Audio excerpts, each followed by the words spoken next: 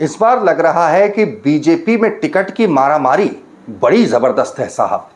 तभी तो जहां टिकट हो गए वहां की सिर फुटअव्वल के जबरदस्त वीडियो आ रहे हैं। वहां की सिर फुटअव्वल स्थानीय क्षेत्र से लेकर राजधानी तक हिलाकर रखा हुआ है। और दूसरी तरफ जहां टिकट नहीं हुए हैं वहां भी गजब की मारामारी है। बीजेपी के 230 सीटों पर जो एमएलए अलग अलग राज्यों के, महाराष्ट्र के, बिहार के, गुजरात के, यूपी के एमएलए जो बतौर पर्यवेक्षक गए हैं, उनके सामने भी जिस तरह की तस्वीरें आ रही हैं वो भी चौंकाने वाली है। अभी जो आपने देखा है यहाँ पर मामला तू मैं से धक्का मुक्की से लेके बंदूक निकालने तक पहुंच गया।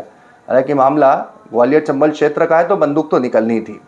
बहरहाल, नमस्कार, मैं हूं भुवनेश सेंगर। बताऊंगा आपको विस्तार से, नहीं जुड़े तो जुड़ जाइए। विधानसभा चुनाव से जुड़ी हर खबर सबसे दमदार तरीके से आपको सिर्फ दिल लपेटा पर देखने को मिलेगी, इसलिए दिल लपेटा को सब्सक्राइब करें। जी हाँ, दरअसल पर्यवेक्षक जो कि एमएलए हैं बिहार से, नारायण प्रसाद जी, वो पहुंचे भिंड में। भिंड में बैठक चल रही थी। अब भिंड का मामला भी बड़ा अजीबोगरीब है। 2018 के चुनाव का जब आपको बताएंगे समीकरण तब समझ में आएगा। लेकिन वहां बैठक चल रही थी।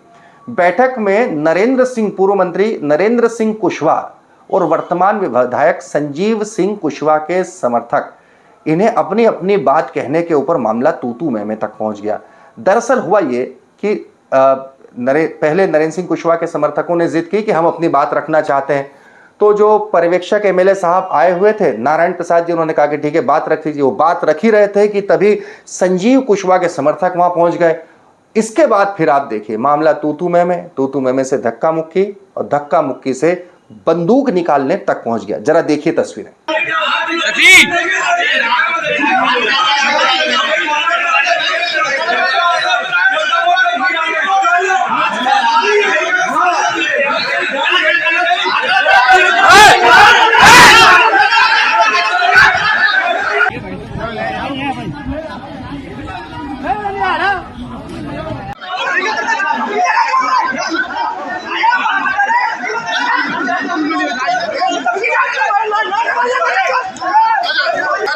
अरे तो तुम मोहन गज्जा जाओ, काम करो कोनो नहीं कितना बड़ा तीन मार लगा।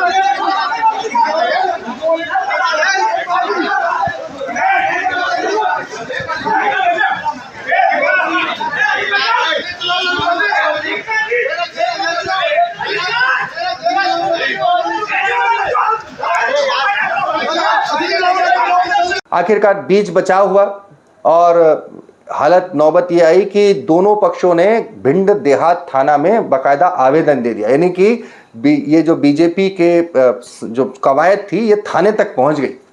लेकिन यहाँ का मसला क्या है, जो दोनों है वहां पर पिछला चुनाव देखें तो दोनों बीजेपी के चिन्ह पर लड़े ही नहीं।